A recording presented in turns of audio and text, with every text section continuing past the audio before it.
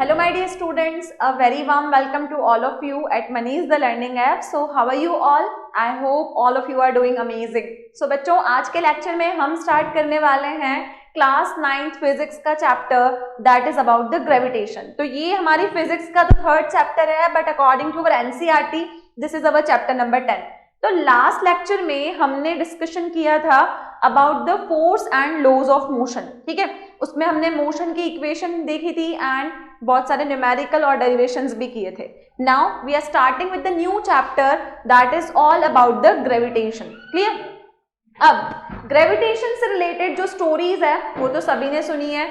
हमने ये अजम्पशन भी देखा है कि कैसे एप्पल न्यूटन के सर पे गिरा and he has discovered the law of gravitation. But this is only the assumptions और this is the only the stories that we are listening. Actual में ऐसा नहीं हुआ था. So what the story behind that हम इस chapter में देखेंगे. So in this chapter what we are going to cover majorly हम डिस्कशन करेंगे ग्रेविटेशन के बारे में. ओके, आफ्टर ग्रेविटेशन, ग्रेविटेशन क्या होता है, ग्रेविटी क्या होती है, इसके बाद हम डिस्कस करेंगे about the very important topic that is about the universal law of gravitation. ठीक है, ये टॉपिक इस चैप्टर का इंपॉर्टेंट टॉपिक है and most of the questions are going to ask from this topic. Either it may be numerical or derivation. Definitely इस topic में से question arise होगा ही होगा. ठीक है, तो universal law of gravitation is a very important topic here.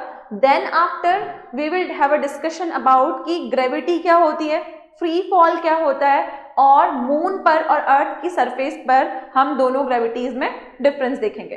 Then we will have a discussion about the very important thing कि weight और मास में क्या डिफरेंस है. ठीक है, वेट और मास को हम यूजुअली एक टर्म मान के और सारी चीजें हम अज्यूम करते जाते हैं but there is a very big difference between weight and mass.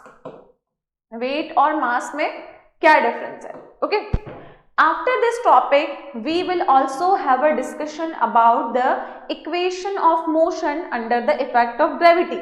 equation of motion में तीन equations का हमने derivation किया था that is v equal to u plus at, s equal to ut plus half at square and v square minus u square equal to 2as. ये तीनों motion की equation थी.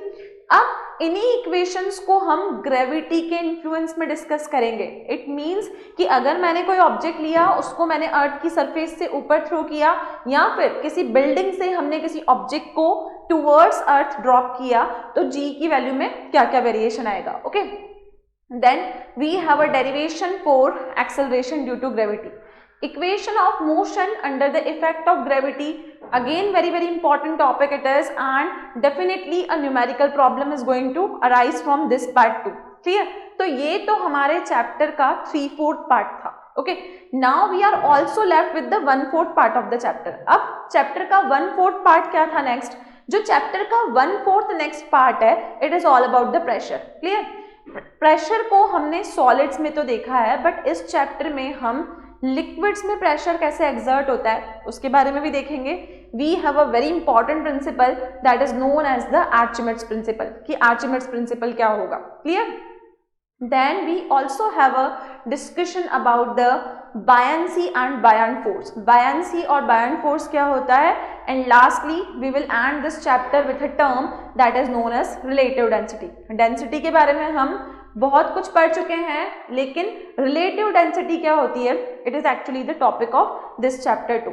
तो ग्रेविटेशन में अगर मैं ओवरऑल लेके चलूं तो इम्पॉर्टेंट जो टॉपिक्स हमारे इस चैप्टर में हैं, the first one is the universal law of gravitation.